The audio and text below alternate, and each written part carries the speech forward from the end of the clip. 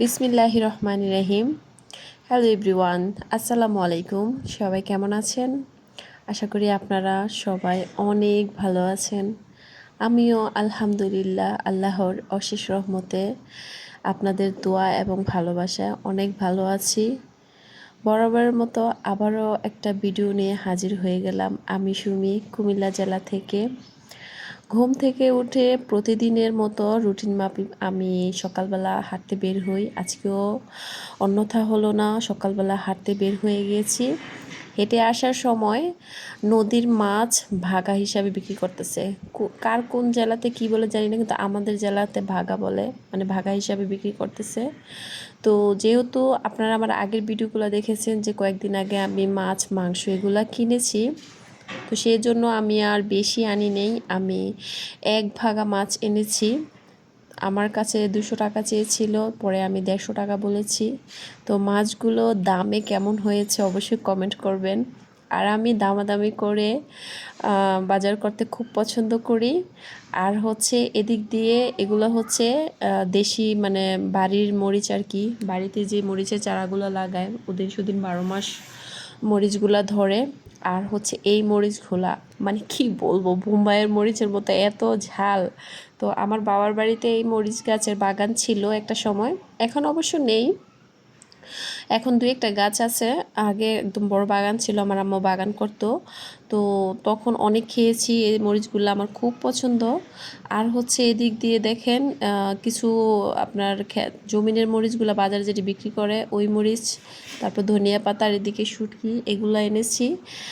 আর হচ্ছে এই ঝালমরিচগুলো আমার খুব ফেভারিট, খুবই ফেভারিট। এগুলো আমি ভাতের সাথে খাই, মানে কাঁচা খাই আর কি। আমি মাছগুলা কাটাকাটি শেষ করে একটা জায়গায় চলে গেলাম। আমার জন্য এক আপা, মানে আমাকে খুব আদর করে, আমার জন্য গিফট পাঠাইছে। পরে উনি যাইতে পারবেন না, আমাকে ফোন দিয়েছে ভাইয়া, পরে আমি ভাইয়ার কাছ থেকে নিতে আসছি। যাই হোক, এসে তারপরে তাড়াহুড়ো করে রান্না করতে বসাই দিলাম। আর হচ্ছে আজকে আমি একদম স্পেশাল একটা রান্নার রেসিপি আপনাদের সাথে শেয়ার করব। যারা খেয়েছেন তারা তো জানেন এটার স্বাদটা কীরকম, আর যারা খান নাই তারা একবার হলে ট্রাই করবেন। তো আমি এখানে প্রথম পেঁয়াজ কুচি দিয়ে তারপরে হচ্ছে এখানে দিয়ে দিলাম শুটকিগুলো আমি আগে হালকা কুসুম গরম পানি দিয়ে ভালো করে ধুয়ে কয়েকবার করে পরিষ্কার করে রেখেছিলাম। ওইগুলো আমি দিয়ে দিলাম তেলের মধ্যে, দিয়ে একটু ভেজে নিয়েছি। তো একটু ভাজা ভাজা হওয়ার পরে এখানে দিয়ে দিলাম লবণ, হলুদ, মরিচের গুঁড়া, তারপর হচ্ছে ধনিয়ার গুঁড়া। এই 3টা মশলাই দিবেন। মানে জিরা, দেন গরম মশলা গুঁড়ো, এগুলো মোটেও এটাতে দিবেন না। তো এগুলো দিয়ে আমি একটু ভালো করে কষিয়ে নিয়েছি। আর আজকে যা যা রান্না করব এখানে সব কিছু আমি কেটে নিয়েছি। কেটে নিলে কি হয়, দ্রুত রান্নাটা হয়ে যায়, মানে ঝামেলা হয় না। আবার অনেক সময় যখন তাড়াহুড়া হয় তখন আমি একদিকে রান্না করে আরেকদিকে কাটি, আসলে ওইটা হচ্ছে অন্য ব্যাপার। কিন্তু মূলত আমি সবসময় রান্না করার চেষ্টা করি একদম কেটে কুটে ধুয়ে পরিষ্কার করে তারপরে একদম রিল্যাক্স মোডে রান্না করার চেষ্টা করি। যাই হোক, আমার মশলাগুলো কষানো শেষ। এখানে আমি দিয়ে দিতেছি আমার সেই সবজিগুলা। এগুলা আমি রান্না করা শিখেছি আমার আম্মুর কাছ থেকে। আমার আম্মু শিখেছে আমার দাদির কাছ থেকে, মানে নানি দাদিদের আমলে এইভাবে রান্না করে খেত তারা। তো এইভাবে শুটকি রান্না করলে কিন্তু অনেক ভালো লাগে, অনেক মজা লাগে।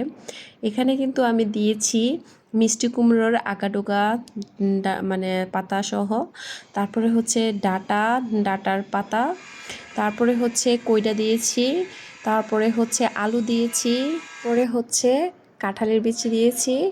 আর হচ্ছে গাছের যে কাঁটাওয়ালা বেগুনগুলো আছে না, সাদা সাদা, যেটি বাড়ির পাশে আঙ্গিনায় হয়, ওই বেগুন দিয়েছি। আর এখানে সবগুলা সবজি আমার শাশুড়ি মা গ্রাম থেকে পাঠিয়েছে, মানে প্রত্যেকটা সবজির সাথে ভালোবাসা আছে শাশুড়ি মায়ের। আসলে শাশুড়িরা বকবে একবার, ভালোবাসবে একবার। আমরা যখন শাশুড়ি হব আমরাও আমাদের ছেলের বউর সাথে ঠিক এরকমটাই করব। কেউ মানে বউ থাকা অবস্থায় আমরা বলি যে না অমুক অমুক, আসলে ভুল করলে তো নিজের মেয়েকেও মানুষ বকে, সন্তানকে বকে, আর শাশুড়িরা স্বাভাবিক বকবেই। আমি মনে করি যে শ্বশুর শাশুড়ি বকা খেয়ে যারা কাজ শিখতে পারে তারাই ভাগ্যবান, কারণ অভিজ্ঞতার একটা বিষয় আছে। কারণ মার পেট থেকে কেউ কোনো কিছু শিখে না, আর কাজ শিখতে গেলে মানুষ বকা ঝাড়ি খাবেই, স্বাভাবিক। তো এগুলা মানে খারাপ মাইন্ডে কখনো দেখবেন না, মন খারাপ করবেন না, এনজয় করবেন আর সবার সাথে চেষ্টা করবেন ভালো সম্পর্ক বজায় রাখার। কে কয়দিন বাঁচবে এই দুনিয়াতে বলেন? বেশি দিনের নয়। কে কখন হঠাৎ করে চলে যায় বলা যাবে না। মানুষের সাথে কখনো খারাপ ব্যবহার করবেন না, যেন সে মৃত্যুর আগ যেন তার কাছ থেকে মানে এরকমটা না হয় যে হ্যাঁ সে মরে গেছে, তার কাছ থেকে আমি ক্ষমাটা নিতে পারি নাই। এরকম অন্যায় কখনো কারোর সাথে করবেন না, কারণ মানুষের মনে কষ্ট দেওয়াটা ঠিক না। যারা মানুষের মনে কষ্ট দেয় তাদেরকে আল্লাহ মাফ করে না। তো যাই হোক, আল্লাহ সবাইকে মাফ করুক, হেদায়েত করুক, সঠিকটা বোঝার তৌফিক দেক। কারণ আমি চেষ্টা করি যে একটা সময় ছিল আমারও খুব মেজাজ ছিল, রাগ ছিল, কিন্তু বয়সের সাথে সাথে এখন মানে অনেকটাই বুঝি যে না, আসলে সবার সাথে ভালো সম্পর্ক রাখাটাই বুদ্ধিমানের কাজ। কারণ আমি কারোর সাথে দ্বন্দ্ব করব বা কেউ আমার সাথে দ্বন্দ্ব করবে, দ্বন্দ্ব নিয়ে লাভ কী? কে কয়দিন বাঁচবো, কে হঠাৎ করে চলে যাব, হয়তো বা মাপ চাওয়ার সুযোগও পাবো না। তো যাই হোক, কথা বলতে বলতে এদিক দিয়ে আমি আমার মাছটা কষিয়ে নিলাম। তারপর হচ্ছে এখানে ঝোল দিয়ে দিয়েছি। আর এগুলো হচ্ছে ভাইম গুতুম মাছ আর হচ্ছে শিং মাছ। এগুলো পুরো সবগুলো নদীর মাছ। জানেনই তো, নদীর মাছ যারা খান, নদীর মাছের মতো টেস্ট কোনো মাছই হয় না। আমার তো অনেক পছন্দ, আমার বাচ্চারা পছন্দ করে খুব কম।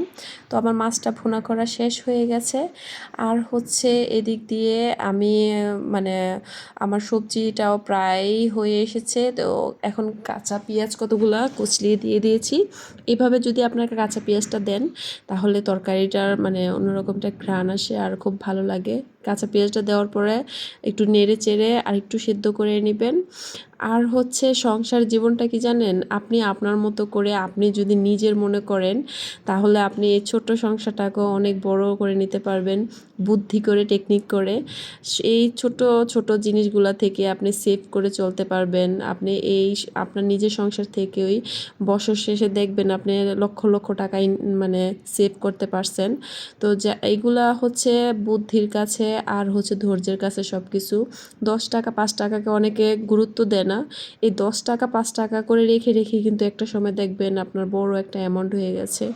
আর মানুষের বিপদে আপদে কিন্তু 10-5 টাকায় অনেক সময় লক্ষ টাকার উপকার দেয়, যেটা কিনা বিপদে না পড়লে বোঝা যায় না। আর অনেক সময় মেয়েদের কাছে টাকা থাকলে না, ছেলে মেয়ে কোনো কিছু চাইলে আর হাজব্যান্ডের কাছ থেকে হাত পেতে আনতে হয় না। বা নিজেরও কোনো কিছু শখ লাগলো, হ্যাঁ আমার কাছে আমি 10-5 টাকা করে জমিয়েছি, এটা দিয়ে আমি অনেক কিছু করতে পারবো। তো আমি কিন্তু আমার প্রত্যেকটা ভিডিওতে আপনাদেরকে টাকা জমানোর ছোট ছোট টিপসগুলো দিয়ে থাকি। তো আজকের বিকেলটা দেখেন, মেঘাচ্ছন্ন আকাশ, আর বাহিরে একটু আগে বৃষ্টি হয়ে গেছে, এখন বৃষ্টি নেই, বাতাস আছে। আর দেখতে কিন্তু ওয়েদারটা খুব ভালো লাগতেছে, ঠান্ডা ঠান্ডা। আমি রুমে ফ্যান ছেড়ে পাতলা কম্বল গায়ে দিয়ে এতক্ষণ শুয়েছিলাম। এখন বিকেল হয়ে গেছে, বিকেলে নাস্তা বানানোর জন্য শোয়া থেকে উঠে কিচেন রুমে এসেছি। এসে আকাশটা দেখে ভালো লেগে আপনাদের সাথে একটু শেয়ার করে নিলাম। তো কথা বলতে বলতে আমি ভিডিওর একেবারে শেষ প্রান্তে চলে এসেছি। আর আজকের রান্নাটা আপনাদের কাছে কেমন লেগেছে অবশ্যই কমেন্ট করে জানাবেন। সবাই ভালো থাকবেন, সুস্থ থাকবেন। আল্লাহ হাফেজ।